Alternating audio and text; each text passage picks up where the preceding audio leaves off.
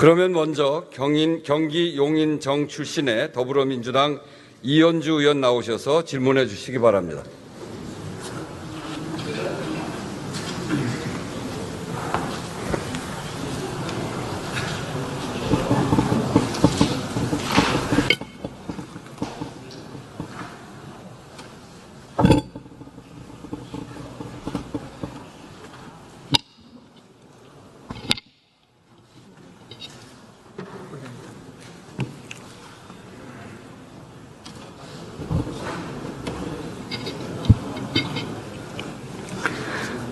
존경하는 국민 여러분, 우원식 국회의장님, 그리고 선배 동료 의원 여러분, 국무위원 여러분, 용인시정 더불어민주당 이현주 의원입니다. 밤새 안녕하셨습니까? 이제는 당연한 인사가 되었습니다. 무능한 윤석열 정부의 의료 대란으로 응급실 수술실의 의사가 부족해서 환자가 발을 동동 구르다 죽어갑니다. 그간 전공의들의 저임금, 장시간 근로로 지탱해온 대학병원, 상급병원 시스템이 전공의들의 사명감과 미래 비전을 무너뜨린 결과로 무너졌기 때문입니다. 시장을 이해하지 못하고 무식하고 과격하게 의대 정원 숫자에 집착한 결과라고 생각합니다. 이렇듯 윤석열 대통령은 당선 이전부터 시장경제 운운했지만 시장 원리를 무시하고 앞뒤가 맞지 않는 정책을 추진하며 곳곳에서 시스템을 망가뜨리고 국민을 불안하게 하고 있습니다. 국민은 먹고 살기 힘든데 윤석열 대통령은 경제가 잘 돌아가고 있다고 합니다. 기가 막힙니다. 도대체 대통령은 어느 나라에 살고 있는 겁니까? 총리님 나와 주십시오.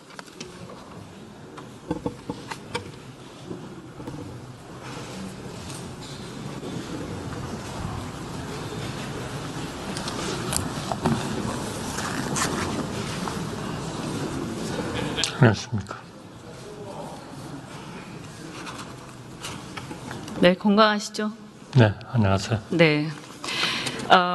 윤석열 대통령께서 우리 경제가 확실하게 살아나고 있고 앞으로 더 크게 도약할 것이다.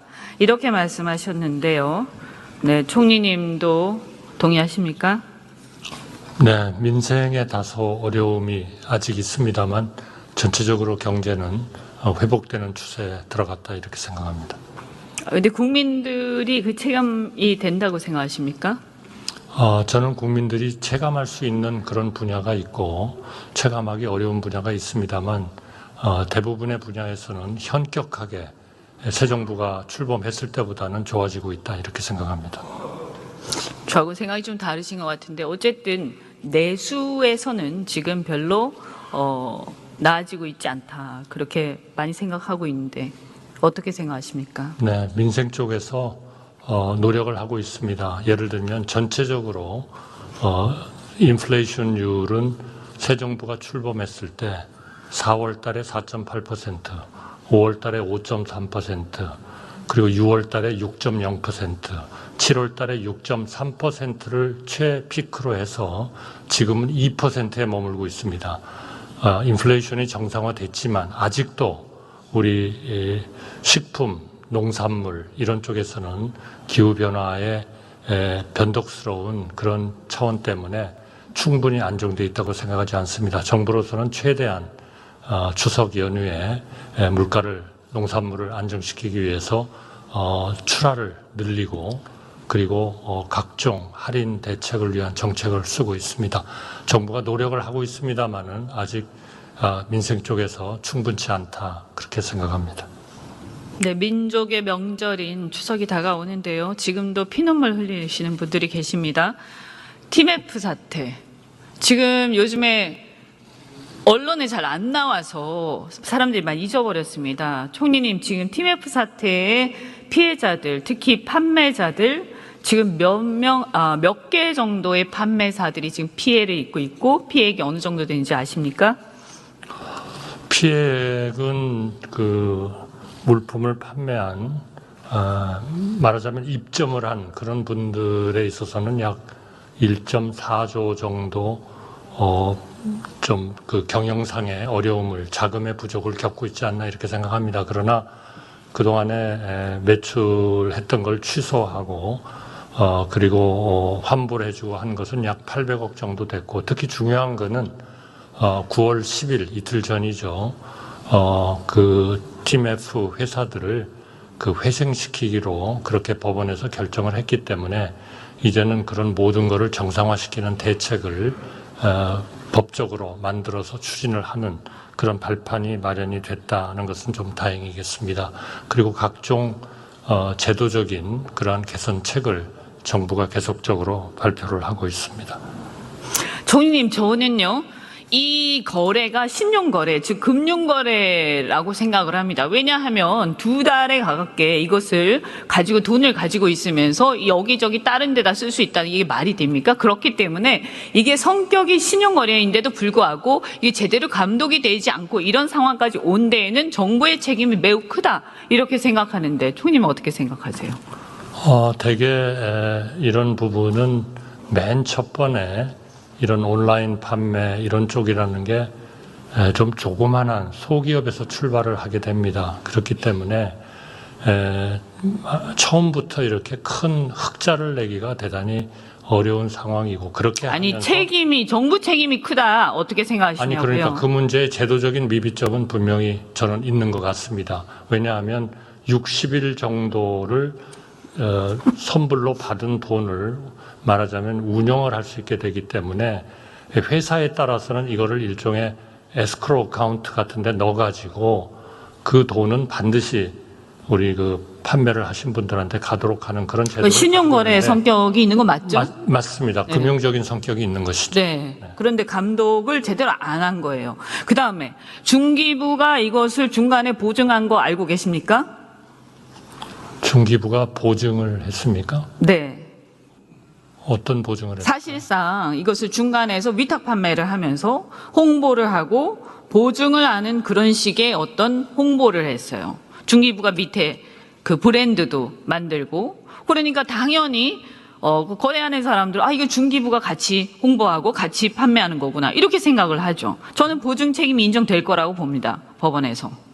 글쎄요, 그거는 뭐 법원에서 네. 좀 더 잘 판단을 하시리라고 생각이 듭니다만, 그거는 아까 말씀드린 대로 이런 그 기업들이 소규모에서 시작을 하기 때문에 또 앞으로 상당한 부분이 이런 온라인 판매가 활성화가 되는 것이 우리 소비자들에 대한 전반적인 그 웰페어를 증진시키는데 그래서 도움이 되기 때문에. 저는 총리님, 그래서 저는 무슨 얘기를 하냐, 이분들이 무슨 잘못이 있어요, 그죠? 그런데 지금 뭐냐 하면 모든 책임이 이 판매자들이 그냥 떠안고 있는 거예요. 그리고 이분들은 지금 피눈물을 흘리고 있어요. 그리고 이분들 지금 가족도 전부 다 거리에 나앉고 있고 줄도산 위기에 처해 있고 이미 줄도산 된 사람들도 있어요. 그러면 저는 이것은 아까 뭐 다행이라고 말씀하셨습니다만 정부가 선구제하고 후 구상하는 게 맞다라고 생각을 하고요. 그다음 두 번째, 지금 정부가요 이걸 가지고 고리대금업을 하고 있습니다. 이게 금리가 얼마인지 아십니까? 그 금리는 의원님 걱정하시는 그런 부분을 다 감안해서 민간에서 있는 금리보다 훨씬 낮췄습니다. 그게 얼마인지 아십니까? 지금 한 4.5% 정도 되나요? 그게 아니고요. 2.5%짜리도 있죠. 네. 총님 잘못 알고 계세요. 5.5 전후입니다. 왜 그러냐 하면 보증료를 받고 있어요. 보증료 받는지 아셨습니까? 네, 알고 있습니다. 이게 말이 돼요? 그 보증료율도 굉장히 낮춘 것으로 그렇게 알고 있고요. 0.5에서 1%입니다. 보증료가. 좀 더 상세한 것이 필요하시다면은 우리 중기부 장관으로 하여금 아니, 저는 뭐 그거는 제가 다 봤으니까 필요가 없고요. 이게 말이 되느냐는 거예요. 이걸 기화로 이렇게 궁박한 사람들을 이용해서 정부가 여기서 고리대금업을 한다, 이런 얘기가 나오고 있습니다. 그리고 이 사람들이 몇 명이냐, 이게 5만 개의 사가 가까운 사람들이 있고 지금 피눈물 흘리고 있는데 정부가 책임이 없는 게 아니라 공동 책임이 인정될 정도인데 어떻게 이렇게 하고 있느냐. 아까 제가 선구제 후구상 해야 한다라고 말씀드렸잖아요. 저는 그래야 마땅하다라고 생각을 해요. 그런데 심지어는 이렇게 높은 금리를 지금 5%, 6%를 받고 있어요. 이 시중금리가 지금 3.4%인데 이 말이 되냐고요. 그거는 또 변동금리가 많지 않습니까? 아니, 그래도 말이 됩니까? 아니, 말이 안 되는 것은 아니죠, 의원님. 어째서요? 아니, 금융의 원칙에 따라서 움직이는 거를 그러면 정부가 잘못이 없으면 그런 얘기를 할 수 있지만 있잖아요. 이게요, 미국 같으면요, 이게 집단 소송 당할 겁니다, 이거. 정부가요. 필요하면 집단 소송을 당해야죠. 그러니 그건 어떻게 당연히. 그렇게 무책임한 얘기를 합니까? 무책임한 게 아니고요, 의원님. 바로 그런 문제가 있기 때문에 환불을 하고 하는 그런 조치에서 정부가 신속하게 움직인 것이고 1조 6천억이라는 돈을 총리님. 그분들의 어려움을 줄이기 위해서 총리님. 지원을 하고 있는 거 아닙니까? 그러니까 그게 아무것도 총리님. 없다. 이건 아니죠. 총리님. 원천적인 책임은 그만 얘기하시고요. 네. 이거 문제 있죠. 지금 굉장히 지금 피눈물 흘리는 이 사람들 어떻게든 정부가 지금 책임져야 하겠죠. 그러면 아니 제일 책임은 그러한 돈을 가지고 제대로 갚아주지 않은 그렇죠. 위메프의 경영자들이죠. 위메프에 있지만 정부도 공동 책임이 있으니까. 아니 공동 책임이라는 게 얼마나 무시무시한 책임인데 의원님은 아무렇지도 않게 말씀하십니까? 공동 책임이 되면 그거는 같이 물어내야 되는 거잖아요. 그런 건 아니지 않습니까? 일부라도 책임이 있어요. 자, 첫째. 아니 일부가 도대체 5분의 1인지 6분의 1인지 저는 그건 모르겠습니다만. 이거 보세요. 네. 이거요. 지금 이렇게 고리대금업 하는 거 맞습니까? 고리대금업이 중요한 게 아니고 그 돈을 받아가지고 제대로 판매자들한테 주지 않은 할 겁니까? 위메프 주인이 문제인 겁니다, 의원님. 그래서 그렇게 아니 높게 받으신 우리가 거예요? 시장 경제를 한다고 그러면서 모든 거를 정부가 책임을 지고 미리 갚아줍니까? 제 말에 답하세요. 네. 계속 금리 이렇게 높게 받을 겁니까? 아니 지금 충분히 낮췄다고 생각합니다. 어떻게 해요? 지금 아니 도대체 보통 금리보다 2%씩 낮춰가지고 하는데 그게 아무것도 아니다. 2%씩 아니 그러면은 5.5 의원님은 도대체 몇 퍼센트로 해야 만족하시겠습니까? 자, 총리님. 조용히 하세요. 정부는 최선을 다하고 있는 겁니다. 총리님, 뭐가 잘한다는 겁니까? 피도 최선을 다하고 있는 거지요. 5.5에서 6%가 최선을 다하고 있다. 이런 얘기를 어떻게 합니까? 아니 지금 7%씩 받고 있는 분들도 많고 형님, 말을 좀 19%씩 조심하세요. 받고 있는 분들도 방송에 다 많습니다. 그렇게 말씀하시면 안 되죠. 정말 그 사람들 피눈물 흘리겠네, 진짜로. 총리님, 이거 금리요, 제거하세요. 무이자에 가깝게 받아야 돼, 이거. 그거는 저희가 이게 말이 돼요, 이게? 저희가 상황을 보면서 금융의 논리에 따라서 할 일이지 의원님의 요구에 따라서 낮춰가지고 내 요구가 아니라 전체적으로 더 누가 문제가 봐도 생기는 건 안 이거는 됩니다. 고리대금업을 하는 걸로 보이고 이거는 상식적으로 어떤 국민이 듣더라도 이건 문제가 있다고 생각합니다. 의원님 고리대금은 19%씩 받는 게 고리대금입니다. 말장난하시지 마시고요. 총리님 이제 그만 들어가세요. 들어가세요. IMF 사태 알고 있는데 웃음이 나옵니까, 의원님들? 자, 웃지 말고 조용히 하세요. 사람들 지금 피눈물 흘리고 있어요. 웃지 말고 조용히 하라고요. 웃지 말고 조용히 하세요. 피눈물 흘려요. 네? 왜 이런 일 가지고 웃고 그래요? 웃지 마세요. 웃지 마세요. 자, 이현주 의원님. 그만하시고 질의하시죠. 자, 이제 그만하시죠. 그 사람들 보고 있으면 이런 얘기 못 합니다. 그리고 정부가 분명히 책임이 있어요. 몇 퍼센트인지 저 모르겠어요. 그런데 분명히 책임이 있어요. 감독 책임이 있고 보증 책임이 있습니다. 경제부총리 나오십시오.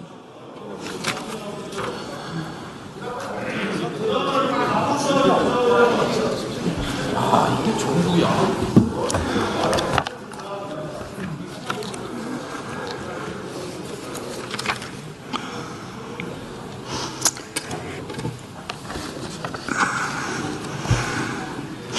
장관님, 내수 진작이 잘 안 되고 있는데 이게 가계부채가 큰 문제 아니겠습니까? 네, 가계부채도 그 원인 중에 하나라고 생각합니다. 네. 가계부채가 크면 가처분 소득이 아무래도 적을 수밖에 없고 눌려 있잖아요. 우리나라 가계부채가 굉장히 큰 문제라고 저는 생각을 합니다. 네. 이번 정부 들어서 주택담보대출이 급증을 했죠. 이 정부 들어서 좀 급증한 건 아니고요. 뭐 그전에도 급증했지만 네, 그리고 이번 정부 들어서 별로 관리를 못한 것도 맞죠. 그건 아닙니다. 주택담보대출이 작년, 재작년은 그러니까 작년, 재작년은 안정적으로 관리가 됐고요. 올해 들어서 다소 좀 증가 속도가 빠르고 있습니다. 네. 어쨌든 네. 증가 속도가 빠르다. 근데 네, 최근 저는 들어서 제가 볼 때 정책 윤석열 대통령이 당선 전부터 뭐라고 했냐면 그 시장에 맡겨서 하겠다. 그죠? 네. 그래서 공급을 늘리겠다. 그리고 사실은 금리가 굉장히 높고 경기가 침체돼 있었기 때문에 네. 부동산 가격이 떨어지는 게 정상적이었죠. 그죠? 네. 그 당시에. 그런데 이게 왜 그런지 모르겠는데 대출을 계속 이렇게 늘리는 쪽으로 해왔어요. 그리고 심지어는 미분양이 발생하니까 정부가 매입하는 상황까지 왔습니다. 그런 경우가 있었죠. 저 의원님 한 말씀 드리면요. 네. 그 작년 재작년에 저희 가계대출은 GDP 대비 가계대출 규모 비중이 줄어들었기 때문에 그 가장 이게 GDP 대비로 가계대출 비율은 줄었습니다. 그러니까 늘었다는 말씀은 어폐가 있는 것이고요. 그 다음에 부동산 시장이 제가 경착륙하는 걸 막기 위해서 그래서 그 연착륙을 유도하는 그런 의도는 있었습니다. 있었는지 네. 모르겠으나 사실은 줄였어야 되는. 제가 볼 때는 이게 좀 관리를 제대로 못한 건 맞아요. 오늘 보니까 이복현 금감원장도 거기서 사과를 하셨던데요. 그 말씀은요. 네. 그 작년, 재작년 같은 건 18년 만에 네, 처음으로 최근 거를 얘기하시는 네, 그렇죠. 건가요? 올해 근데 어쨌든 들어서도 올해 들어서 최근 거 말씀드릴게요. 네. 1월부터 최근 7월까지 거는 그럼 1월부터 인정하시나? 7월까지 네. 가계 대출은 지금 최근에 2018년에 평균 수준을 하회합니다. 그리고 지금 가계대출이 늘어난 건 주담대가 늘어나는 건 최근에 7월, 8월 달에 주담대가 늘어나는 거를 가지고 지적을 하시는 겁니다. 그래서 정부 당국에서도 이 전체적인 가계부채에 대한 관리는 안정적으로 되고 있지만 최근에 주담대가 증가 속도에 대해서는 저희가 이건 경계의식을 갖고 보고 있다. 그래서 그 부분과 관련된 저희가 여러 가지 그 수요 관리나 그런 대책들을 지금 하고 있고요. 지금 그런 와중에 있다고 말씀드릴 수 있습니다. 어쨌든 경기가 안 좋을 때 집값이 조정기에 들어갈 때 그냥 내버려뒀었어야 된다라고 저는 생각을 합니다. 네. 그런데 정책 대출을 늘리고 이렇게 해서 사실은 왜 그랬는지 모르겠지만 뭐 선거 때문이다 이런 분석들도 있고요. 어쨌든 집값을 떠받치는, 그러니까 집값이 내려가는 거에 대한 포비아가 있는지 모르겠는데 저는 집값이 내려갈 때 조정기에 들어가는 거 그냥 내버려 뒀었어야 된다라고 생각하는데 어쨌든 그렇게 해서 사실은 집값이 떨어지도록 내버려 두지 않고 이것을 집값을 어떻게든 떠받치려고 하는 그런 게 이 정부에도 분명히 있었다라고 전혀 없었다고 말씀드리고요. 저희는 주거 안정을 위해 노력을 한 것이고요. 그냥 저하고 그래서 싸우시지 마시고요. 그냥 결과적으로 보면 지금 그렇게 돼 있어요. 그래서 뭐냐 하면 지금 이제 금리를 사실은 이제 이렇게 상황이 안 좋으니까 내수가 안 좋잖아요. 이게 사실은 금리를 이제 내리는 이제 상황으로 가고 있지 않습니까? 그죠? 그런데 금리를 자칫 이제 이렇게 쉽게 내리면 부동산 가격에 또 자극을 줄까봐 잘 못 내리는 이런 상황이 오지 않았습니까? 그 중앙은행에서 결정을 하는 겁니다만 최근에 시중금리, 그러니까 시장금리는 정책금리와 관계없이 지금 하향 안정화되고 있습니다. 네. 네, 그러니까 어차피 내려가는 상황인데 이제 지난번에 이제 중앙은행에서 그런 결정을 한 적이 있죠. 제가 볼 때는 정부가 윤석열 대통령이 공급을 늘리겠다라고 했는데 공급을 또 별로 늘리진 않았어요. 250만 원 어떻게 됐죠? 네, 250만 호에 대한 저희가 스케줄을 발표를 했고요. 네. 근데 그 스케줄을 발표를 해서 근데 최근에 저희가 아시는 공사비가 그 상승을 270만 원을 네, 270만 원입니다. 그래서 그 공사비가 올라가고 또 그런 상황이 벌어져 가지고 우리 공급 계획에 대한 차질이 있다는 우려가 있기 때문에 지난 8월 8일 날 저희가 공급 대책을 다시 발표를 했습니다. 그래서 저희가 그 6년 동안에 42만 호 이상 저희가 공급하도록 그렇게 추가 대책으로 발표를 했고 지금 차질 없이 속도감 있게 지금 추진 중에 있습니다. 그러니까 어쨌든 이 270만 원은 차질 없이 되고 있다라고 보기는 좀 힘들어 보여요. 그 부분에 약간의 차질이 있다는 우려가 있기 때문에 그걸 보완하기 위한 대책을 지난 8월 8일 발표했습니다. 그래서 주택 인허가 실적을 보니까 굉장히 이게 공공부문, 민간부문 모두 실적이 많이 줄었습니다. 어쨌든 사실은 원래 굉장히 많이 이렇게 공격적으로 계획대로 이제 늘리기로 했다라고 저는 들었는데 그것도 이제 계획대로 잘 안 된 것 네, 같아요. 계획이 잘 안 됐기 때문에 저 지금 보시고 있는 저 파워포인트를 보완하기 위해서 제가 8월 8일 날 대책을 발표를 한 거고요. 그건 저희가 속도감 있게 추진할 테니까 그 추진하는 걸 보고 다시 평가를 해주시면 될 것 같습니다. 그래서 보면 이제 내수를 살려야 살려야 하지 않습니까? 네, 그렇습니다. 지금 내수 그게 살려야 문제잖아요. 내수 근데 살려야 가계부채는 네. 관리가 잘 안 되는 거고 저는 뭐 아니라고 말씀하시지만 가계부채 관리가 잘 안 됐다라고 생각을 합니다. 네, 그런데 좀 숫자를 보고 말씀을 주시죠. 그러면. 네. 안 됐다는 그런데 얘기를 숫자 가지고 여기서 말씀 주시면 자 될것 같아요. 내수를 그러면 금리는 이제 하향 안정화되고 있다라고 하지만 사실은 정부가 뭔가 해야 되지 않습니까? 그래서 이 내수를 살리기 위해서 뭘 하고 계십니까? 내수는 아시겠지만 이제 수출이 저희가 2022년, 23년도가 저희가 위기 상황에 준하는 문제였고 제가 수출이 마이너스였습니다. 근데 최근에 들어와서 다행히 수출이 플러스로 전환됐기 때문에 제가 위기 상황은 이제 벗어났다고 생각을 하고 있고요. 그럼 수출이 좋아지면 보통 그 다음에 따라서 좋아지는 게 투자입니다. 투자 다음에 소비입니다. 그 투자 같은 경우에는 지금 설비 투자가 최근에 플러스로 보이고 있습니다. 문제는 소비인데 소비 중에서 그러니까 서비스 소비는 괜찮은데 문제는 내구재 소비, 그 다음에 소상공인의 이슈, 저소득층 부분들에 대해서 문제가 있습니다. 저희가 그 내수로 확산되는 속도가 생각보다 더디기 때문에 정부도 굉장한 문제의식을 갖고 네. 그 부분에 대해서 노력을 하고 있고요. 어떤 노력을 하고 자, 먼저 건설 부분에 있었어요. 건설 투자 부분에서 건설 아까 말씀하신 대로 공급이 잘 안 되는 우려가 있기 때문에 제가 88 대책을 발표해가지고 공급을 좀 땡기려고 노력을 하고 있고, 그 다음에 공공 부문이 좀 더 선도를 해가지고 그 건설 투자 부분의 공공 부문 숫자를 늘리고 그 추진을 하고 있습니다. 그리고 공사비가 최근에 올라가기 때문에 그 안정화 대책도 지금 9월 중에 발표를 할 생각입니다. 그래서 건설 투자는 그렇게 하고 있고요. 그 다음에 그 소비 부분은 이번에 추석 민생 대책을 포함해가지고 저희가 그 관광이나 소비, 그 다음에 그 할인 쿠폰 이런 걸 그 온누리 상품권, 그래서 그 부분에서 소비 진작을 하려 노력을 하고 제가 있고, 들었어요. 그다음 한 가지 네. 말씀드리면, 그래서 저희가 정부가 내수를 살기 위해서 임시투자세 공제라든지, 그다음에 그 내구재 소비가 어렵거든요. 내구재 소비하는 개소세 인하라든지, 그다음에 그 재건축 재개발 관련된 그런 법안들을 의회 그 21대 냈다가 다시 22대 다시 냈습니다. 그래서 국회의원님들도 내수를 살리기 위해서 그 법안을 빨리 통과시켜 주시는 것이 정말 저희도 노력을 하겠습니다만 장관님. 간곡히 부탁을 드립니다. 장관님, 방법은 좀 다를 수 있지만 오늘의 상품권도 마찬가지고요. 네.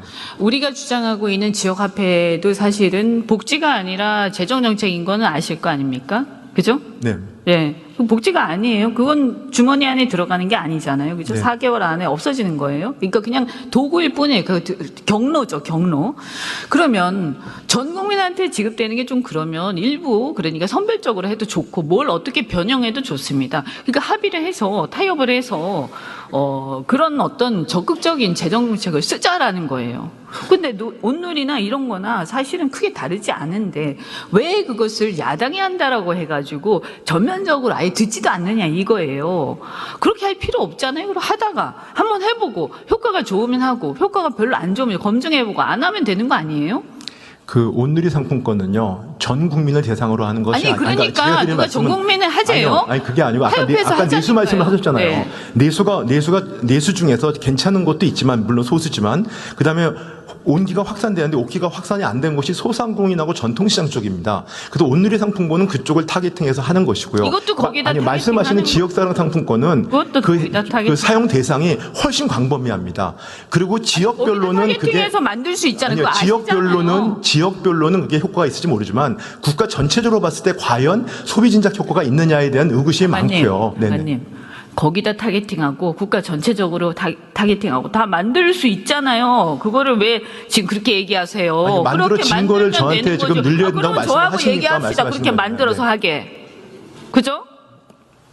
아니, 전 지금 만들어진 네, 제도를 들어가 말씀드리고 보세요. 있습니다. 네. 네네. 장관이야말로 온누리 상품 얼마나 씁니까 도대체?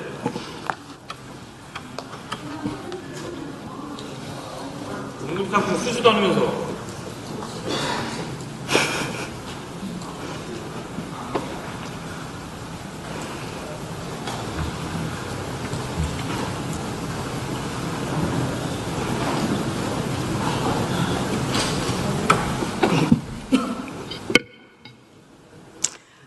국가란 무엇인가라는 질문을 던지게 합니다.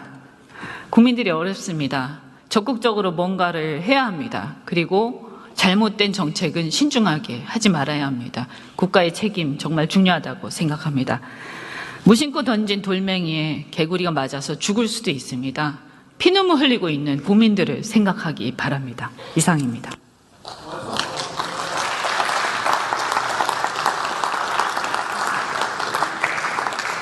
네, 이현주 의원 수고하셨습니다.